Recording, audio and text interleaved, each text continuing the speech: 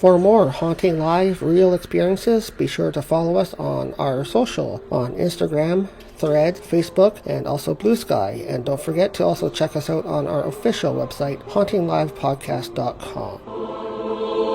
Hey everyone, check out our merchandise that we have now listed underneath HauntingLivePodcast.com. We used to be on Etsy, but we found a little bit of troubles with that, so we are now on HauntingLivePodcast.com with our merch store. Check it out. We've got so much items all together with cleansing items and crystals and so much more. Check us out, HauntingLivePodcast.com.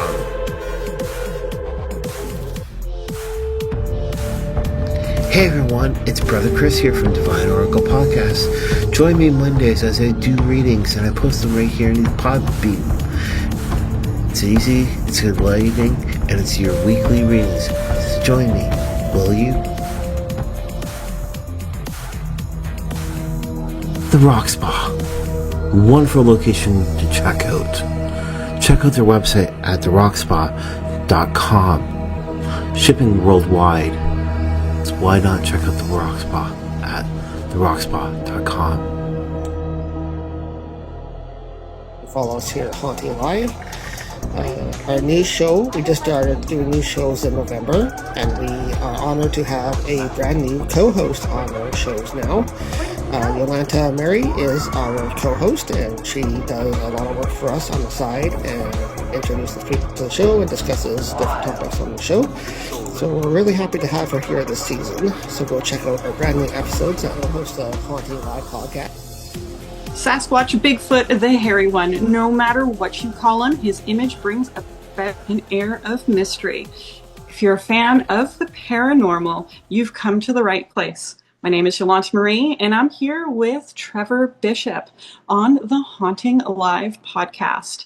Now, Haunting Live viewers, you guys are in for a treat. Today we have W.T. Watson, author of many books, but today we're going to be talking about Forest Poltergeist, Class B Encounters in the Paranormal, with W.T. Watson. Hello, welcome. Good day. How is everybody? Doing great. Thank you so much for joining us here on Haunting Live, and thanks for the introduction, Yolanta. And we do have a guest here today on Haunting Live talking about a new book recently out. Tell us a little bit about what got you into writing books, first of all, a little bit of the back history of how you got into becoming an author. So, I have been one of those people who's been a weirdo since I was a kid.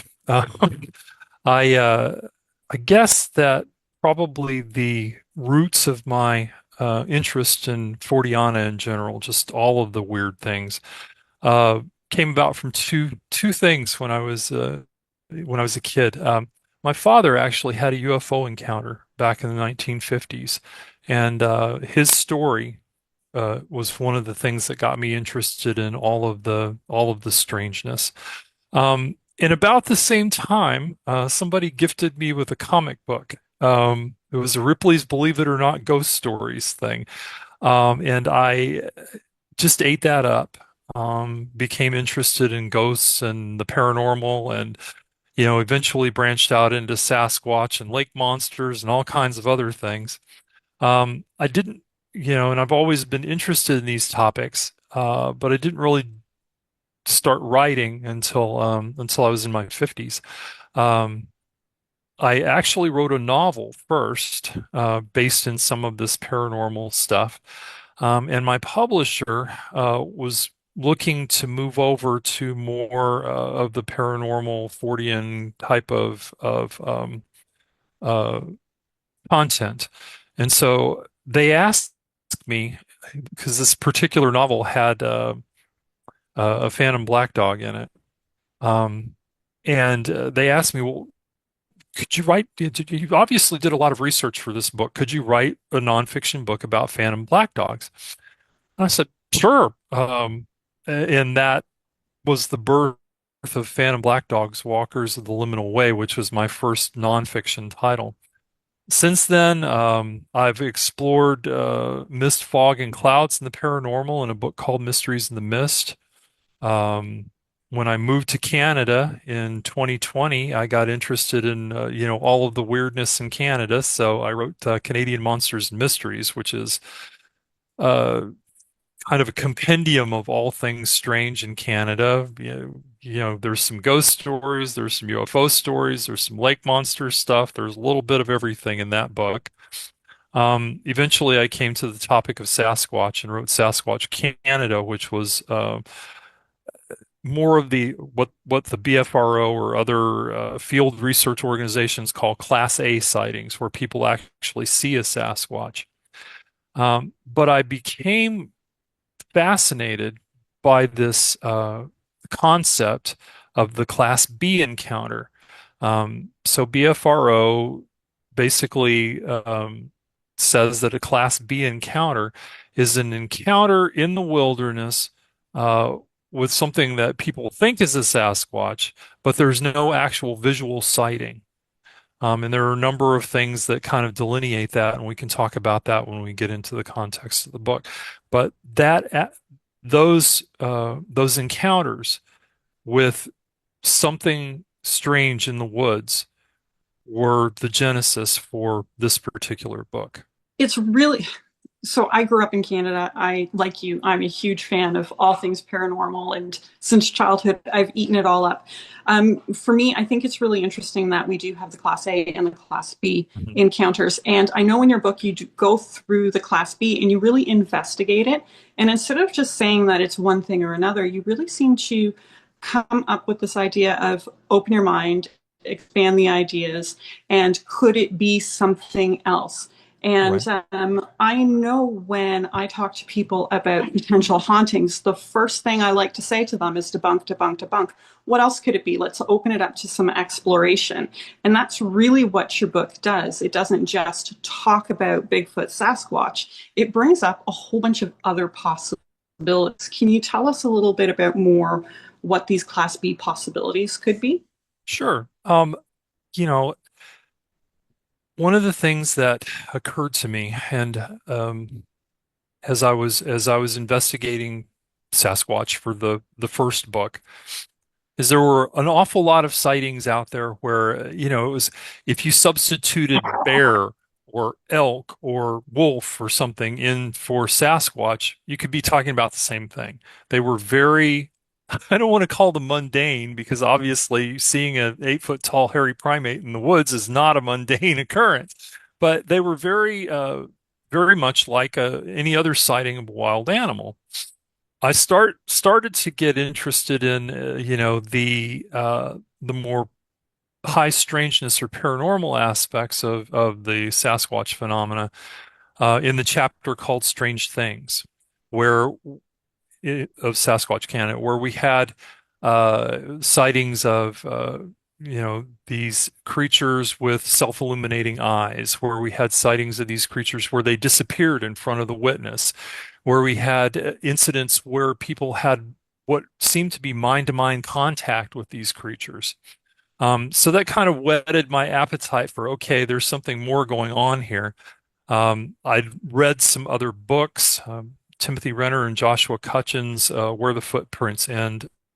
You know, if you want to know anything strange about Sasquatch, those guys are the thing to do. That and Stan Gordon's books on his case files from Pennsylvania. You get all kinds of weirdness associated with Sasquatch. Um, Coupled with that, on another podcast, I had been talking with the host both during the podcast and beforehand, and he made the comment to me that if we took all these Class B things where people were having stones thrown at them, they're hearing strange vocalizations, they're having wood knocks, and all of these kinds of things that are going on in the woods that people associate with Sasquatch, said if you took all those things and you put them in a house, you'd have a poltergeist case. And I was like, okay. And he actually had started calling it the wilderness poltergeist. Um, I said, that's a fantastic idea. Are you going to write a book about this? And he's like, I don't have time to write a book. I have a podcast to run. I said, would you mind if I wrote a book about it? And he was perfectly okay with that. And in fact, I've interviewed with him about the book extensively, and we probably did 5 hours worth of podcasts on that one book. But so I started thinking about this idea of a poltergeist um, in the woods, and I knew next to nothing about poltergeists when I started doing the research for this. I took a deep dive into poltergeist research and discovered that not only could you take all of these phenomena that people are associating with Sasquatch and tie them into the poltergeist phenomena, things like wood knocks, things like uh, these vocalizations that people are hearing, things like stones being thrown, which is a classic poltergeist thing. Um, Even the footprints. All of these things are things that yes, do encounter in Sasquatch research, but you also encounter them in haunting research, poltergeist research, and so forth. So I set out in the book uh, to try and compare those two things, and as well, um, I wanted to get people to look at the idea of siloing. Um, when you start to talk to people about the paranormal, about high strangeness, about any of these strange things that are going on out there, it seems like a lot of these investigators are in silos. You have Sasquatch investigators over here, and you have the ghost hunters over here, and you have the people who do UFOs over here, and they don't talk to each other. You know, so there's no realization really that aspects of some of these things, ghost hunting, for example, could have something to do with Sasquatch research. There's no understanding that aspects of parapsychology, parapsychological research into PK, for instance, could have something to do with Sasquatch research or poltergeists, although there's more of that recognition there. This book, in many ways, is a plea to the people who are investigating these things to step outside of their box and look at some of the other things that are going on in the paranormal high strangeness world and say, hey, that sounds like something that's going on over here in my world. That's kind of the basic premise of the book is that we can look at these Class B phenomena that are happening out there in more than the idea of, a giant bipedal primate or hominid. I want to back up though and say I don't discredit the idea that there could be such a creature.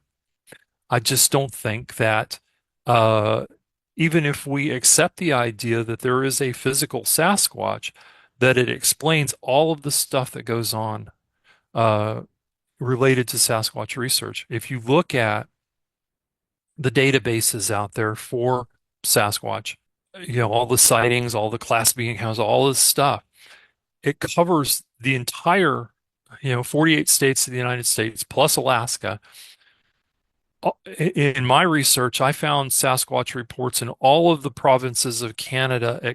The only place that I don't remember finding one is Nunavut, which may have more to do with the culture there, or it may have more to do with the fact that there's no place for Sasquatch to hide up there. I don't know. But so it is so widespread though that this idea that this very rare bipedal hominid primate, whatever it is, could be accounting for all of this stuff seems to be a little ludicrous to me. There has to be, in my mind, something more involved than just the one thing. So, we have to break away from, it's either this or that, and break into this both and kind of thinking to be able to approach this subject and give it the attention it deserves, I think. Well, I think so too, because when we do investigate paranormal, you're right, we do encounter a lot of the same type of phenomena that they encounter out there in the field we're investigating. other things like Sasquatch and stuff like that. Sure. So a lot of them are very common. I think a lot of those do cross fields all the time. They cross paths, if you will. And when you're in the field, you have, like you said, rock throwing or noises that you hear. Mhm. And you encounter that in poltergeist activity when you're investigating a haunting, like a haunted house or something. So, yeah, totally. I get that all the time when I talk to my clients as well, that, that those things cross fields all the time. And it's great that you have that in your book that can make people a little bit more aware of that. And I approach it from that standpoint. I am not one of those people who's like, this phenomena is this and that's what it is. Yeah. So for instance, if we look at the poltergeist phenomena, there are a subset of parapsychologists who want to assign all of the poltergeist phenomena to something called RSPK, which is random spontaneous psychokinesis. And the theory is that, uh, and I'm sure, Trevor, that you're very familiar with this as a paranormal investigator. The theory is basically that there is a focus to a poltergeist case, um, maybe repressing emotions. There may be abuse background, something that is causing this person to boil internally and experience what Lloyd Auerbach calls a psychic temper tantrum, which manifests itself as macro PK phenomena that cause movements in the house and shattered crockware and all that kinds of fun stuff that you hear about in poltergeist cases. While I accept that that could be a possibility, um, I think that particularly when you look at some of the really well-developed poltergeist cases, you have to step past that and say to yourself, okay, well, I think that maybe, and this is just my theory, this is my conjecture, I think that maybe what's happening is that that random PK may be beginning of the phenomena, but then it attracts other things. Yes. And so, for instance, in the Black Monk of Pontefract case that I talk about in the book, toward the end of that, they were actually having apparitions and stuff as well, which, I mean, how do you explain apparitions with just outbreaks of psychokinetic activity? Um, I think you'd have to get a whole lot deeper into uh, the abilities of the human mind before you could start to explain that stuff. So, I think we just, again, the book is kind of a plea to people to just open your minds and look at some of the other stuff. And it's not just, debunk, debunk, debunk. Although, yeah, I mean, a lot of this stuff I mean, not a lot of this stuff, but some of this stuff, some of these Class B encounters that people are reporting could just be somebody walking through the bushes. I mean, it could be pranks, and that kind of thing. But a lot of those experiences too are so weird that you can't just put it down to pranks. You have to go on to other things, and that's what this book is about. What was the most surprising thing that you learned or came across when you were doing your research for this book? I think that, as I said, I've been interested in high strangeness of all sorts since I was young, but I don't think that I had really grokked the the depth of psychical research until I started doing research for this book. Um, I mean, I got into things like G&M Terrell's Apparitions, which is this monstrous book that's several hundred pages of witness reports and very in his conjectures about apparitions, how they're formed, talking about crisis apparitions and death apparitions and all these other things, right?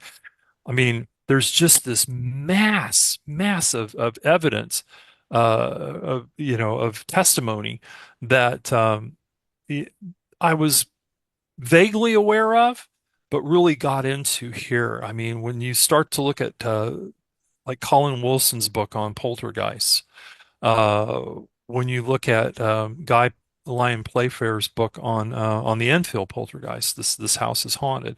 Um, when you start to look at the the psychical researchers who've done poltergeist cases and other haunting cases that were relevant to this, I mean, I could, this book could have probably been several volumes.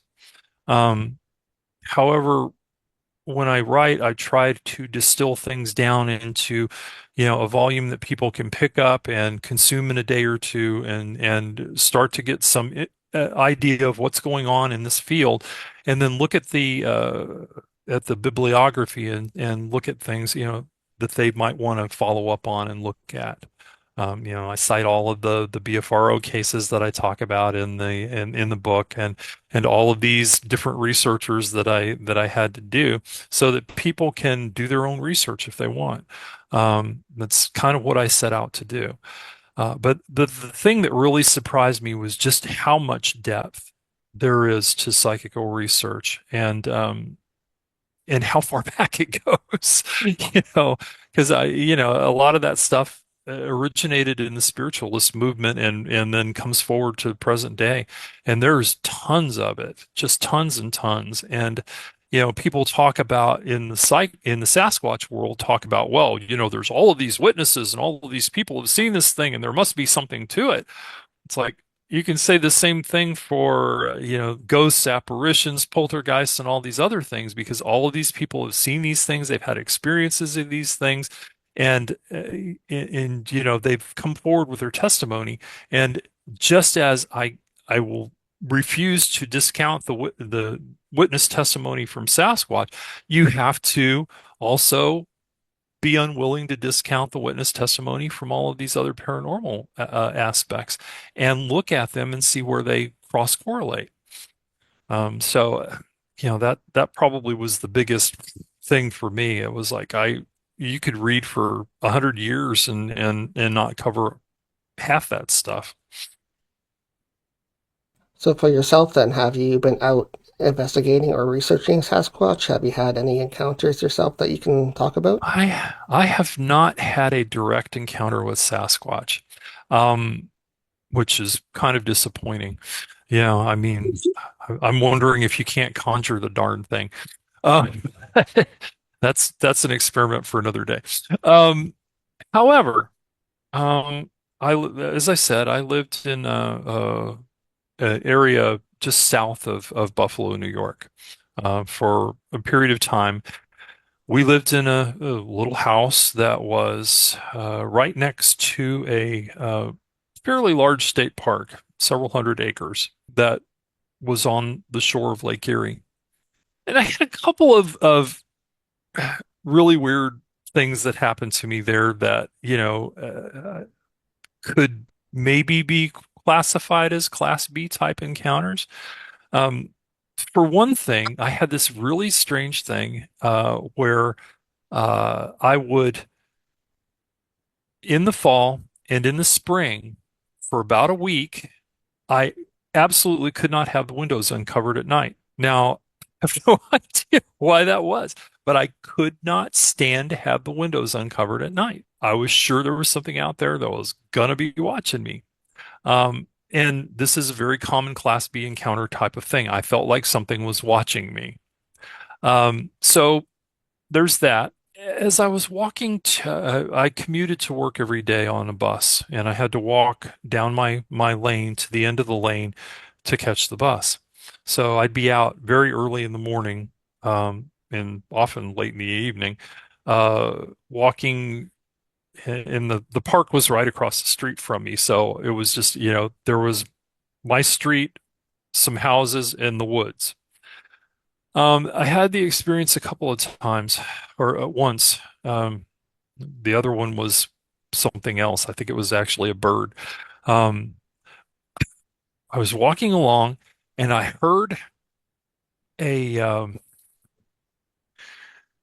a strong exhalation is the best way I can put it. Um, I joked with my spouse at the time that there was a dragon in the forest because that's what it sounded like. It's just this big woof. I have no idea what that sound was. I've been around deer and I mean, I'm one of those people who spent a lot of time in the wilderness at one point or the other. I've done a lot of hiking in Arizona when I lived there.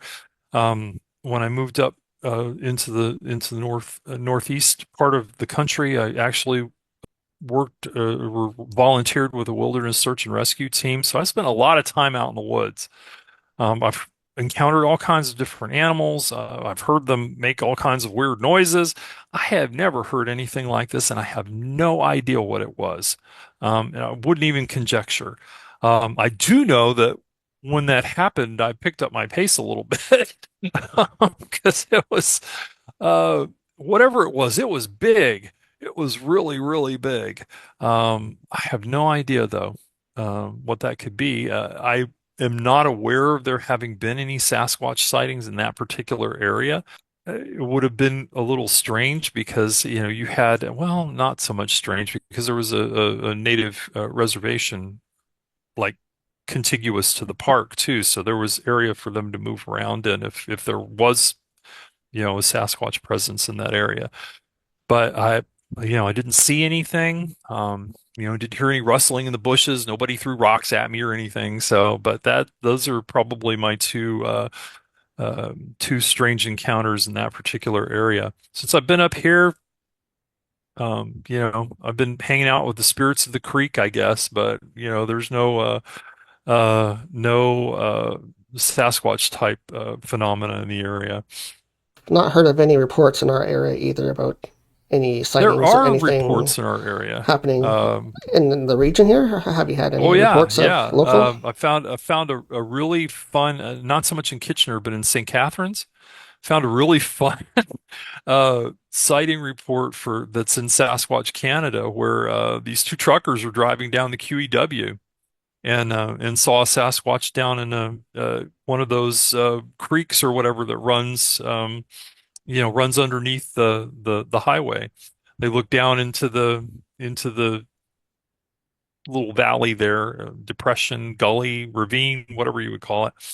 And lo and behold, there was this critter walking around. St. Catharines is a town of 100,000 people. It's like, what the hell was a Sasquatch doing over there? But they do occasionally pop up. These sightings do occasionally pop up in urban areas. Well, that's one And question I always had. Is like I always yeah, wondered. They always spot them in like the spots you would think you would see them, but why don't you ever see them in a more populated area yeah, if they are spiritual, if they are manifested? Like why there don't they is. just come up when where they want to?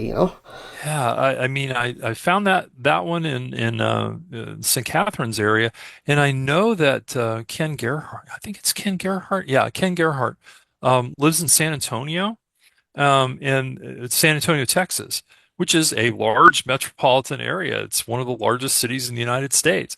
But Bexar County, where San Antonio is located, has Sasquatch sightings. Now, I don't know where I'm from San Antonio. I have no idea where you would hide a Sasquatch in that area. Because it's my dad used to say it's just mesquite brush and jackrabbits. Um, but they get reports there. Um, and no idea where you would hide one of those critters. But yeah, I mean, the Sasquatch phenomena does tend to be mostly centered in wilderness areas, and this gives people, that idea that, oh, it must be a relict hominid or whatever. But you do occasionally get these one-off things where, you find Sasquatches and, rummaging through dumpsters in restaurants in some of these suburban areas, or um, the one that always killed me that's a high strangeness one is the lady's sitting in her living room in Pennsylvania, and she hears something out on the porch. And they've had a problem with feral dogs, so she picks up her shotgun and she goes out on the porch and confronts a 7-foot Sasquatch. The thing throws its hands up like it's surprised. She thinks it's attacking her and she shoots it with the shotgun, and it disappears in a flash of light. Oh my gosh. So this is in one of Stan Gordon's books. It's one of my favorite stories because it she saw this thing. It was physical enough to her that she opened fire on it, and her son, who lived, on the next property, heard the gunshot and came running. Um, but this thing just disappeared. This is one of those things that persuades me that even if they do haul a body in someday, and I don't discount that possibility. We lost the wood bison in Canada for like 40 years. Thought it was extinct, and then they found them running around in I think it was Alberta or Manitoba, one of those provinces, in a park. Um, if we can, hide something that big, this is the largest land animal in North America by weight. If we can hide something that big, we can probably hide Sasquatch up here too. But you get these stories from people that have these high strangeness elements to them, and so you have to believe that even if they haul a body in, there's still those stories that need to be accounted for, and explanations that need to be given for that stuff. It's not just a physical creature. Could be a physical creature, but it's not just a physical creature. So, do you believe that there might be two different species or something? The physical one, where they do encounter a physical creature, they see it, it's physically there. You said like they try to shoot it and stuff, and it's there. But then there's this other side that there could be a different type of entity out there. Well, that's part of what I go to in the last part of the book. When you start to talk about the other things that could be happening out there, that could be manifesting as kind of poltergeisty like activity, like in the Class B sightings, or could even be manifesting as a physical creature. You have to look at, I think, the way indigenous people look at Sasquatch. And there is a spectrum of belief in the indigenous peoples about this creature. Some of them view it as just another animal in the forest. So they've obviously had contact with the physical being, if such a thing still exists, if it hasn't gone extinct or whatever.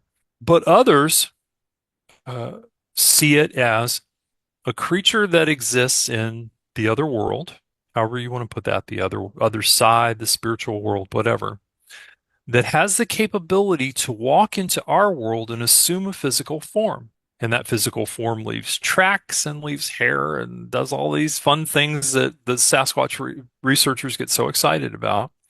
But then it can walk back into the other world, which is how they account for the idea that you can't find this thing, you can't track this thing down because it doesn't live here full time. And there are a number of different categories of entities that it could fall into. I talk about the Fae in Forest Poltergeist and how they're great candidates for, particularly the Class B sightings, because they're known to, in the folklore, they are known to, frequent wilderness areas. They tend to be very territorial. So, either they wouldn't tolerate human presence in their territory, or they would expect you to abide by their rules. So if you were throwing trash around or doing something they didn't approve of, then you might get a talking to, which includes some interesting phenomena. When the Fae manifest, the fair folk often are accompanied by poltergeist-like activity, which is particularly known. There's a great story in one of Catherine Briggs' books about a brownie, which was a Fae spirit that tended to live on farms and in houses. And if you propitiated it appropriately, you gave it offerings of, I believe it was porridge and butter, then it did household chores. I need one of those around here. Household or farm chores.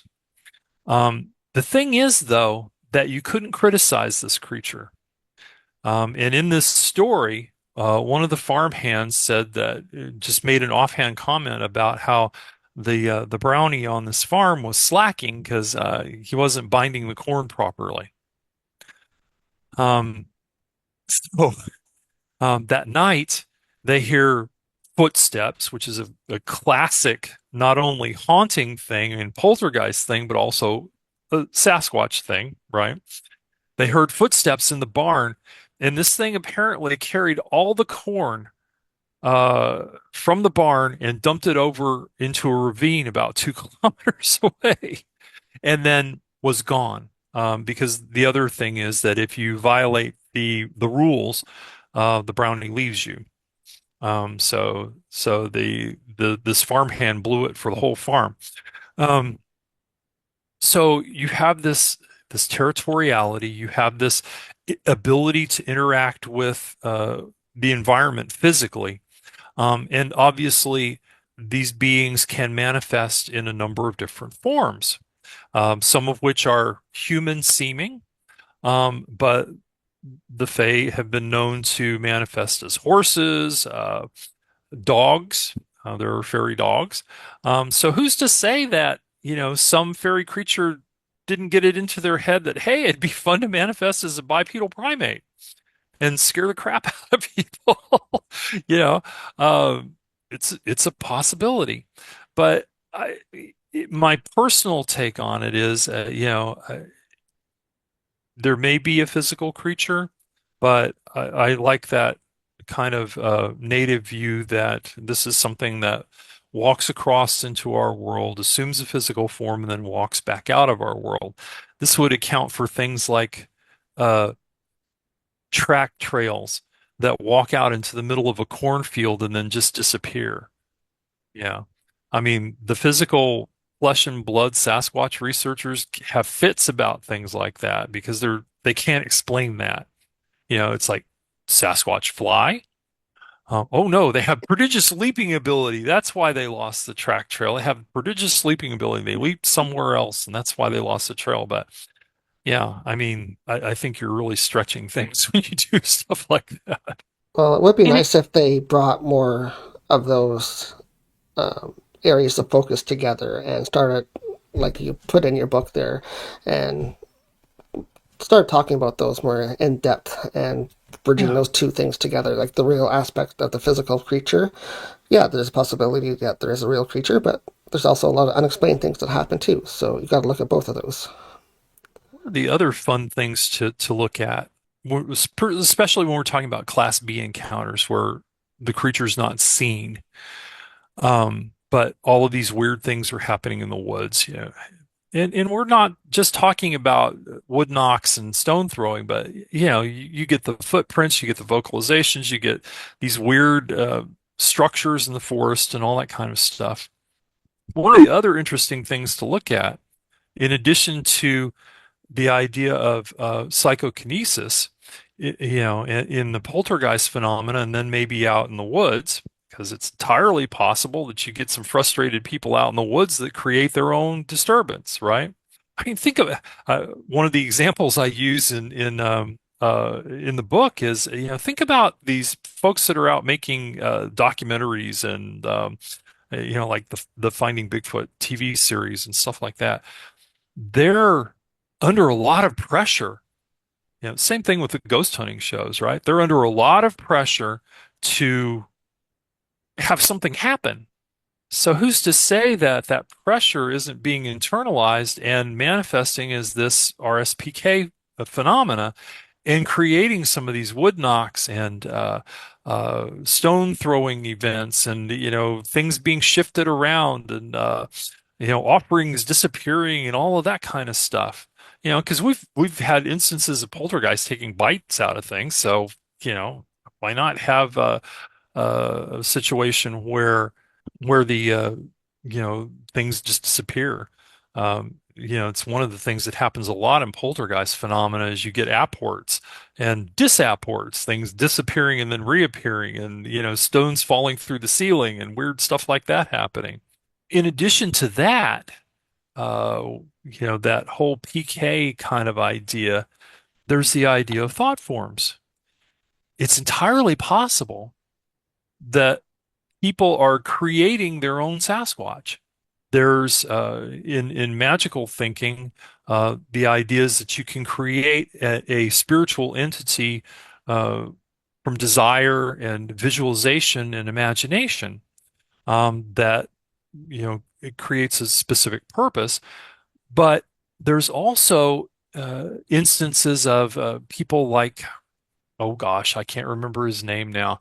The guy who created John Constantine, the comic book character. And his name slips my mind completely, and your viewers will all be like, your listeners will all be like, oh, that guy, that guy. Um, he claims, and there's no reason to doubt his testimony, that he actually ran into his character in a coffee shop in London. That he actually saw this guy that looked exactly like his character from the comic books. Um, in addition, I think his name is William Gibson, the fellow that wrote the Shadow radio series back in the 20s and 30s. There's evidence that his house is haunted by the shadow. That this guy spent all of this time creating this, pouring energy into it, all of this kind of stuff. And now people see a character in his home that looks like the shadow that he created, this character that he created. The more modern version of that idea is the Slender Man. Um, Again, this was something that started off as fiction, fan fiction. People decided that they were going to write this scary story together. They came up with this being. They gave it a particular form, in their imaginations, and then they poured energy into this thing, and now people are actually starting to see it. And actually, there was a case in, I think it was Arkansas, where some kids actually went farther than that, and were trying to sacrifice one of their friends to it. So Remember that. now you transfer this to the world of Sasquatch. You have desire. You have all of these people who are looking for this creature. You have visualization. They have a very, very clear idea of what this creature is supposed to look like. You have imagination. They have developed a whole, all you have to do is watch Finding Bigfoot. They have a whole case file full of stuff. This is how Bigfoot behaves. So you have all of the elements for creating a thought form.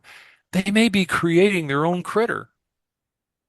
Now, I'm not saying that that's true in all of the circumstances where people see Sasquatch, but it could be another one of those things that's contributing to this phenomena. And that's why I think we have to look at all of this stuff. It's not just this, it's not just that. It could be a whole bunch of things that are manifesting as this phenomena that we call Sasquatch. And that's just honestly, I wish more people had that viewpoint where it could be a little bit of everything. It's just an open-mindedness. Mm-hmm. And you're right, people just get far too siloed or far too narrow-minded when it comes to different phenomena. One theory that I heard a psychic medium talk about before was sometimes we might not see something until we become aware of it. Mm-hmm. And she was talking about it in terms of jinn. She wasn't able to see the jinn, although the people around her were seeing it.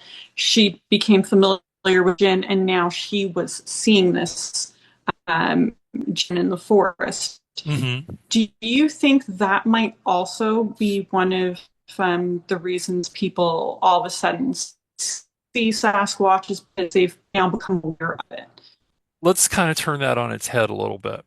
I think that human perception is a really interesting concept. I can look at a certain color and say it's green. My spouse can look at the same color and say it's blue. So our perceptions, we think of our perceptions as being reality. That those things that we can touch and taste and feel and smell and all those things, all of those things, we think of them as reality, but they're not really. There are perceptions. There are perceptions of reality. Now, there are some things that we seem to have agreed on as far as our perceptions go.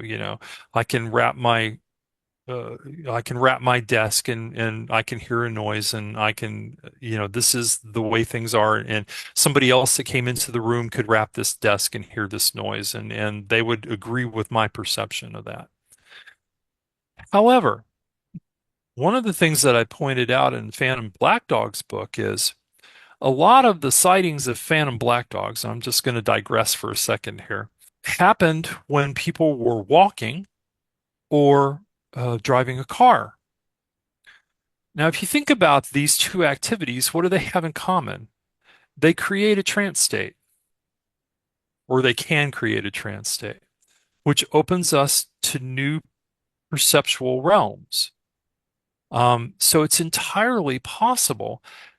What do you see when you have people seeing Sasquatch or having these encounters? We have people that oftentimes are in the wilderness. Maybe they're out hiking, or they're doing some other high concentration activity, like they're photographing wildlife or they're hunting. All of these things can cause changes in our perception. I did when I was doing SAR, search and rescue stuff. I did a man tracking course because part of my thing was my spouse handled the dog, and I handled orienteering and all of the kind of uh, supplemental stuff. And one of the skills that I tried to acquire was man tracking. I'll tell you that one of the most Zen activities you can engage in, where you really kind of click out of thinking and get into being present to things, is trying to track somebody, because you have to have super focus. So your hunters are doing the same thing, right? They're out tracking deer and doing these kinds of, or they're sitting in blinds for long periods of time. They're sensory deprivation kind of thing. All of these things can induce uh, different forms of perception, trance states, if you want to call them that, or just altered forms of perception. And who's to say that the person who's, just sits down and looks at a piece of forest sees nothing, but somebody who's been sitting there for 2 hours and is kind of zoned out might actually have the perception of seeing a creature that, was an otherworldly kind of creature, something like a Sasquatch or a dog man or, any of the other weird things people are seeing out in the woods, right? So yeah, I totally accept the idea that a lot of these witnesses may be having altered perceptions of reality and so maybe seeing things that others of us might not see.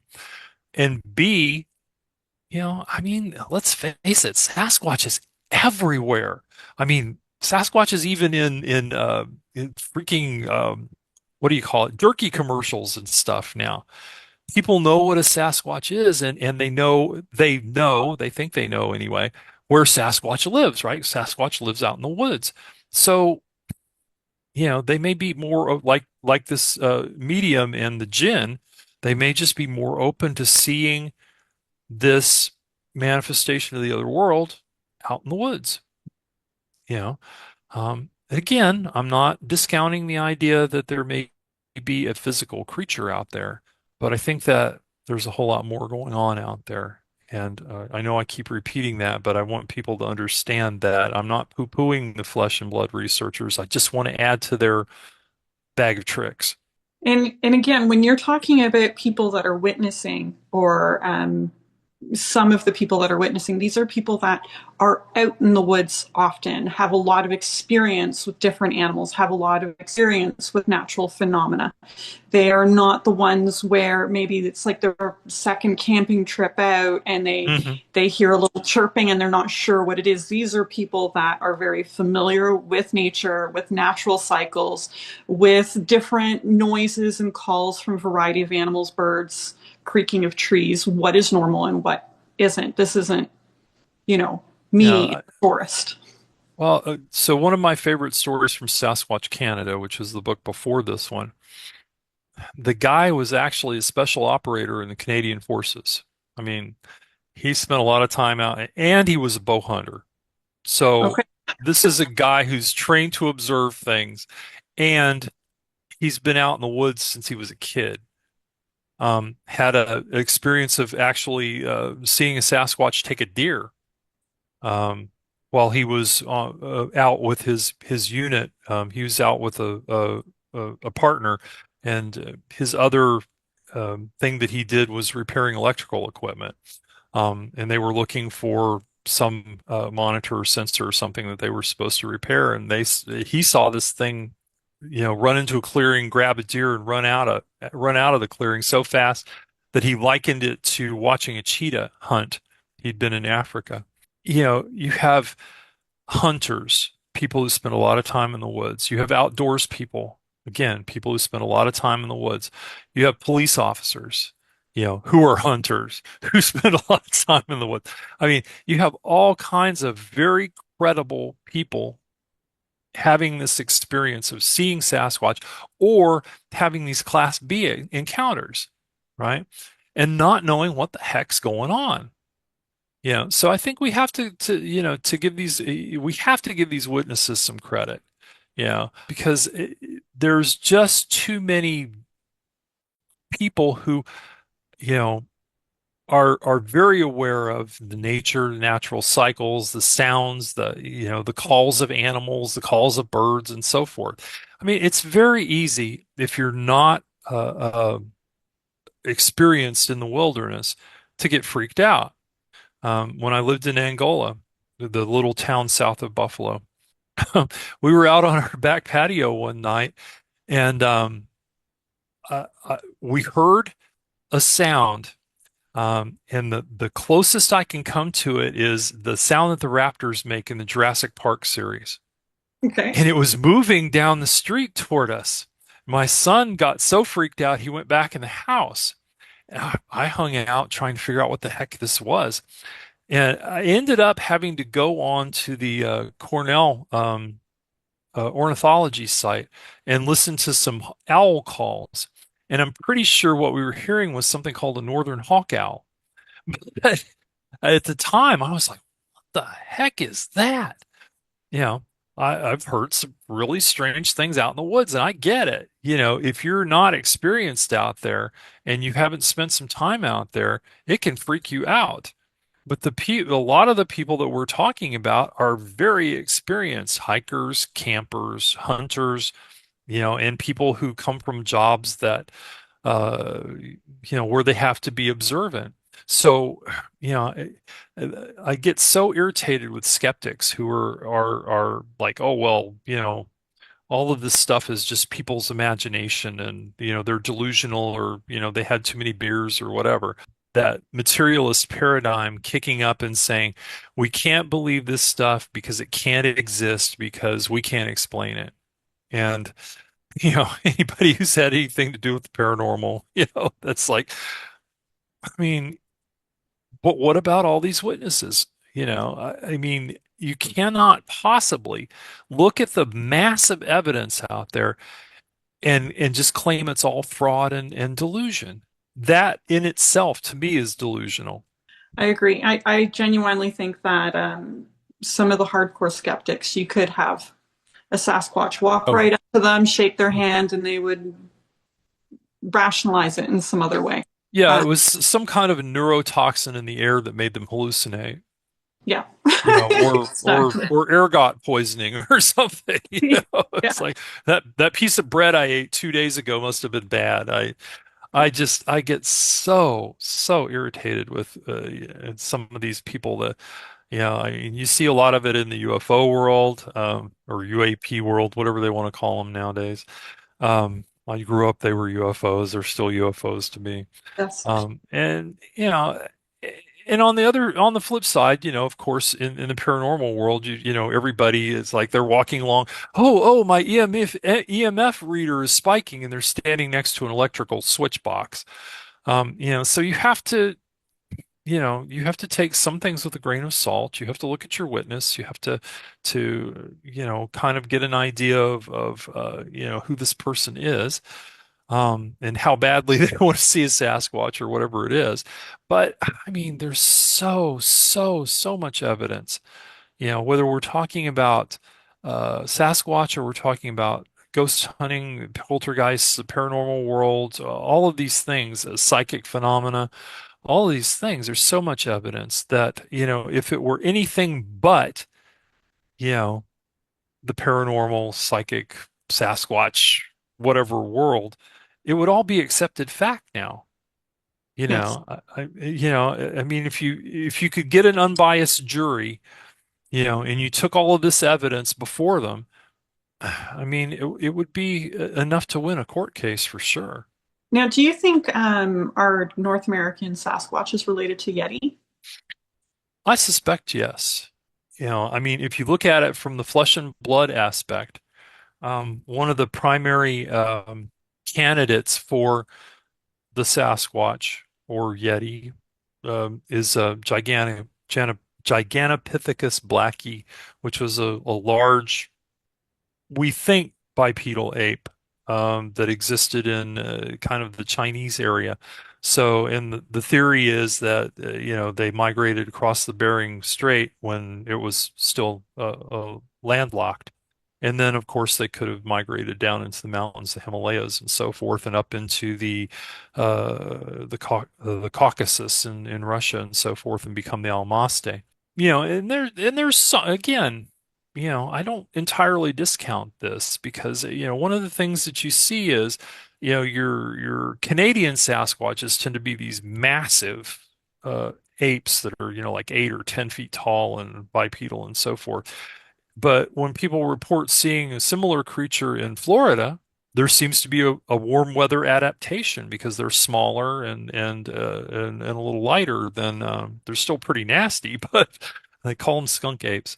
Um, there's seems to be a smaller, lighter, more warm weather adaptation of the Sasquatch, Bigfoot, whatever you want to call them. Well, you get that with bald eagles too. Yeah, The Canadian bald eagles are much larger than the ones that you yeah, would find yeah, in yeah. Florida. I mean, you got all kinds of megafauna up here in Canada that that you're not going to find in the southern United States, for instance. So again, I don't discount that there could be some kind of physical entity responsible for some of this stuff, whether we're talking Sasquatch, or the Class B encounters, where nothing is actually seen. But yeah, I've forgotten what the question was. Sorry, I got off on. I've enjoyed your tangent. It was great. I digress. What was the question? If you thought that North American Sasquatch was Oh, it related to was Yeti, related to Yeti. yes. I do suspect that whether we're talking about a physical creature or we're talking about something otherworldly, they probably are related in some way, shape, or form. Just because, again, what are we talking about when we're talking about the Yeti, the abominable snowman? What's the big thing that everybody thinks of? Big tracks, right? And it's a bipedal creature, and it's tall, and all this other stuff. Same thing with the Almaste in Russia, in the Russian kind of area, and you know so I do suspect that they are related in some way, shape, or form. Whether they're related as a physical creature, whether they're related as another worldly creature is, up for grabs, or whether they're both. I mean, we're talking about something that exists in the wilderness that has been reported for some time now. We've started, classifying them as Yetis and Sasquatch and Bigfoot and all this other kind of stuff. But there have been reports in Europe of wild men, and in early uh, in the early history of the United States, before people knew to call them Bigfoot. Um, Again, you had these reports of wild men that came into town and stole people's livestock and all this kind of fun stuff. So I think that there is some kind of either a critter or another worldly critter or both that are pretty much Yeah, I mean, they even have reports of these kinds of things in Australia with the Yowie. So it's just, it seems like they must be related in some way, shape, or form. Yes.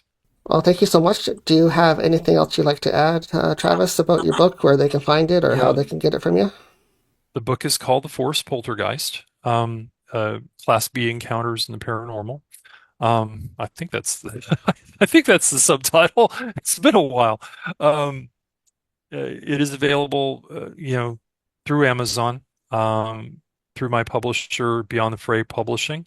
If you're a Kindle Unlimited subscriber, you can even read it for free. But it's available as both an ebook and as a physical book. So whichever format you prefer. If I had all of the physical books that I have in my e-readers, I would have a whole house full of books. But other than that, as I said, I have several other books in print, depending on what your preference is. There's the book on black dogs. Probably my personal favorite is a book called Mysteries in the Mist, which is about mist, fog, and clouds in the paranormal, and details a bunch of really interesting cases related to this appearance of mist and clouds and stuff in paranormal sightings, and then goes on to talk about things like spontaneous transportation of people, where they drive into a cloud and end up somewhere completely different. So there's a lot of fun stuff in that book. Canadian Monsters and Mysteries, if you're interested in, kind of the lore of Canada. And then we've talked pretty extensively about Sasquatch Canada and the Forest Poltergeist. So those are my nonfiction books. Okay, well, great. Thank you so much for coming on the show. I appreciate you taking your time and talking a bit about your background and sharing some discussion about your books today. So thank you. Well, thank you for the invitation. I really appreciate it. Miss one of our episodes? Replay our episodes on Rhode Island Broadcasting. Show your support for Haunting Live by supporting our broadcast partner, Rhode Island Broadcasting. Find them on YouTube. For more Haunting Live real experiences, be sure to follow us on our social on Instagram, Thread, Facebook, and also Blue Sky. And don't forget to also check us out on our official website, HauntingLivePodcast.com.